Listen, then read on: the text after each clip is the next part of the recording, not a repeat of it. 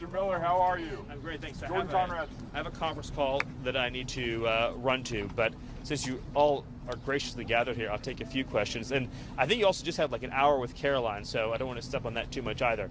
Sir, hold on, there's a question back there first. Gateway Pundit, I have two quick questions. First, President Trump has talked about potentially suspending habeas corpus to take care of the illegal immigration problem. When could we see that happen, do you think? Well, the Constitution is clear, and that, of course, is the supreme law of the land, that the privilege of the writ of habeas corpus can be suspended in a time of invasion. So I would say that's an option we're actively looking at. Look, a lot of it depends on whether the courts do the right thing or not. At the end of the day, Congress passed a body of law known as the Immigration and Nationality Act, which stripped Article 3 courts, that's the judicial branch, of jurisdiction over immigration cases. So Congress actually passed, it's called jurisdiction stripping legislation.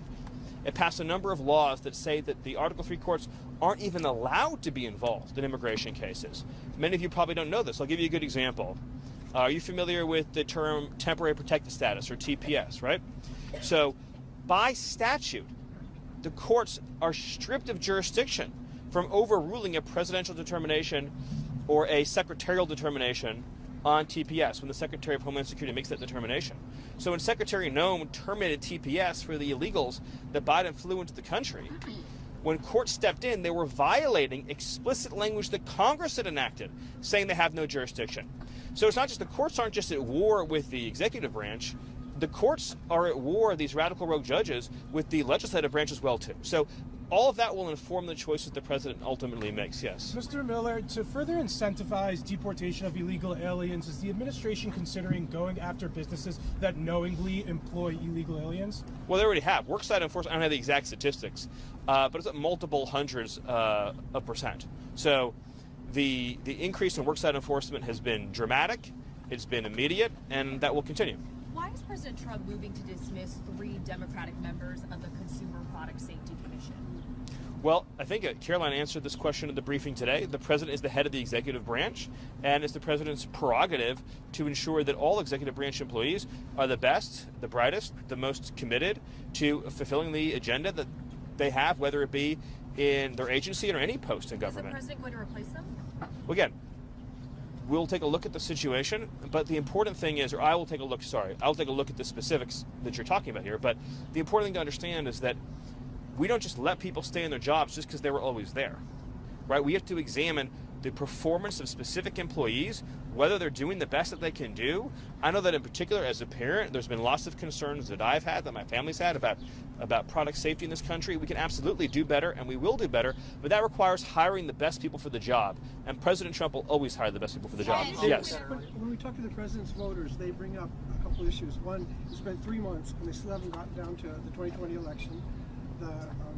They're concerned about the whole voting situation, and they also want to know about what happened to the assassination attempt. Those are all great quessos. So they're really concerned. Those are all great questions. The Department of Justice, of course, is working on all 3 of the things that you just mentioned, and hopefully we'll have a further update soon. I can tell you on election integrity that the president recently signed an executive order that was the most comprehensive election integrity order that was ever issued. And as you may recall, that included in it a requirement to verify citizenship to vote. Another example where a district court judge lawlessly intervened, enjoined that requirement. Now think about this. Congress passed a law, making it a crime, a felony, for non-citizens to vote. And yet a judge has enjoined the executive branch from enforcing and upholding that statutory requirement. So the courts, the radical rogue judges, they don't care what Congress said. They don't care about what the Constitution says. They're just imposing their own Marxist agenda on the whole country. And that's January obviously 6th, they want to follow up on January 6th. Yeah, so I mean, the Department of Justice is investigating all of the issues that you mentioned. I wish I had a fuller update for you now, but I can assure you that our Attorney General, our Deputy Attorney General, our FBI Director, and now Ed Martin at the Weaponization Working Group will all be, and of course we put up a new D.C. Attorney, will all be diligently working on ensuring accountability and justice. Yes, back there. Question. Tom Homan used some colorful language earlier this year to describe how he would be demanding accountability from New York City Mayor Eric Adams if he didn't cooperate with ICE. Is Eric Adams holding up his end of the bargain thus far? All I would say to that is this administration is going to pursue immigration enforcement and cooperation in every city.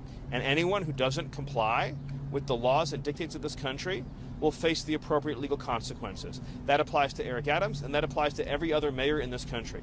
The law is the law is the law.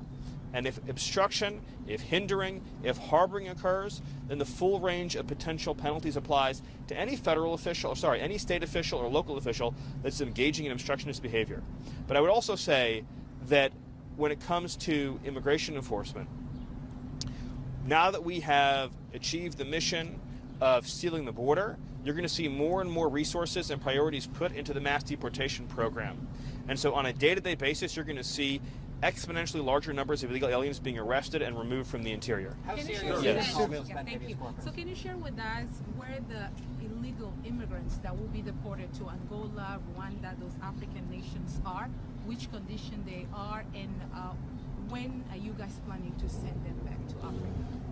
Well, we did get illegal aliens during the Biden administration from 150 countries. So ICE sends planes to every country in the world. We send planes to Iraq, we send planes to Yemen, we send planes to Haiti, we send planes to Angola. I mean, ICE is sending planes all over the world all the time.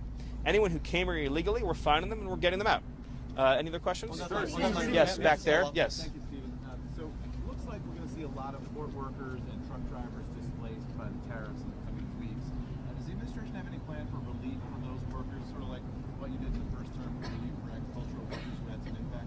Well, what I would focus on is the fact that we're actually going to begin enacting, as you've seen, a series of historic trade deals. They're going to be opening up the export market for American producers, both manufacturers, growers, ranchers, as never before. And so what's going to begin happening now, because of the president's leadership on tariffs, is markets that have historically been closed, so obviously India, Japan, South Korea, the UK, are now going to be open to American exports and American production. I would also just note that if you look at the statistics, about 90,000 factories in the United States closed since NAFTA was signed, which is, almost unimaginable figure. The media never cared about those workers and their factories who were destroyed. And we can all visit the towns now, and we know, of course, the heartbreaking stories, the fentanyl addiction, the breakup of traditional families, the disintegration of whole communities. That was the catastrophe that occurred that President Trump is reversing by finally standing up for the American worker. Yes. With regards to the refugees that are being brought back from South Africa, Yeah, that's a really exciting news story, isn't it? the rationale behind it when refugees have not been taken back from other countries, why is the U.S. taking refugees from South Africa? Well, because what's happening in South Africa fits the textbook definition of why the refugee program was created. This is persecution based on a protected characteristic, in this case, race. So this is race-based persecution. The refugee program is not intended as a solution for global poverty, and historically it has been used that way. Wherever there's global poverty or wherever there's dysfunctional governments, then the U.S. refugee program comes in, swoops people up, relocates them to America, and you have multi-generational problems. You even into the second and third generation, you have endemic poverty, you have crime issues, you have integration issues. The U.S. refugee program in America has been a catastrophic failure. I mean, if you look, for example, at the Twin Cities area, I mean, just in terms of markers of educational outcomes, in terms of public safety, in terms of welfare use, I mean, it's been a complete public policy failure.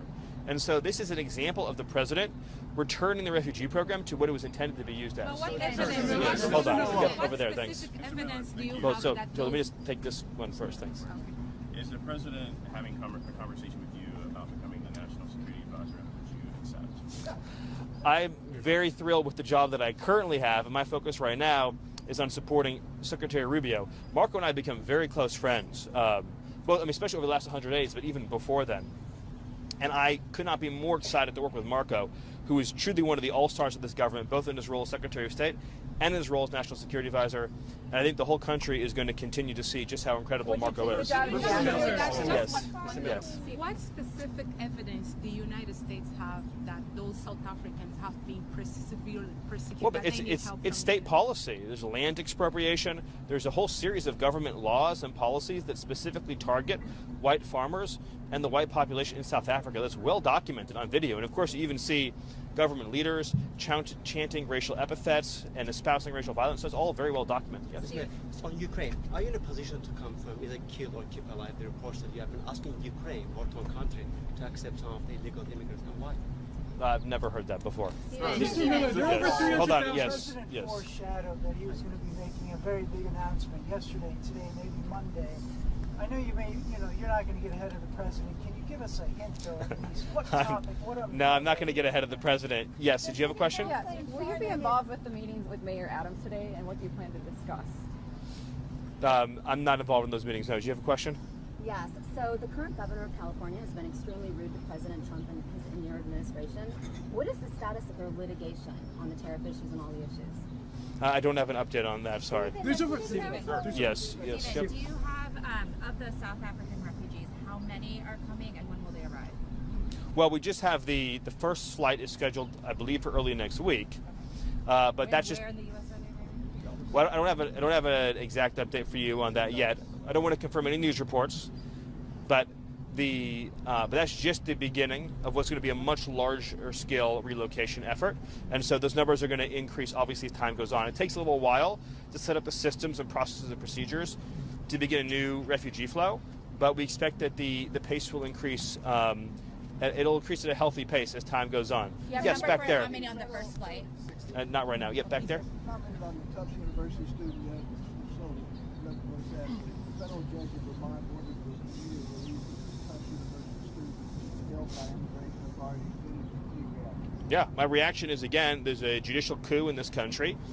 The foreigners in this country do not have a right to stay in this country if they support designated terrorist organizations like Hamas. Hamas is a designated terrorist organization. The Secretary of State has the absolute authority under statute, which again is not judicially reviewable, to revoke an immigration benefit or visa and then to pursue a deportation of the Department of Homeland Security. We cannot individually litigate in court every single visa that we want to revoke. This is a plenary authority of the executive branch. And I would just say that, what this really comes down to is this. The American people voted for President Trump in large part to seal the border, deport the illegals, fix our immigration system so it serves America's interests, and remove the people from this country that we don't want here because they threaten our national security, our public safety, or our economic security. That is what he was elected to do. It's what the Constitution empowers him to do. And this judicial coup by a handful of Marxist judges to frustrate that effort can only be understood as an attack on democracy. Thank you.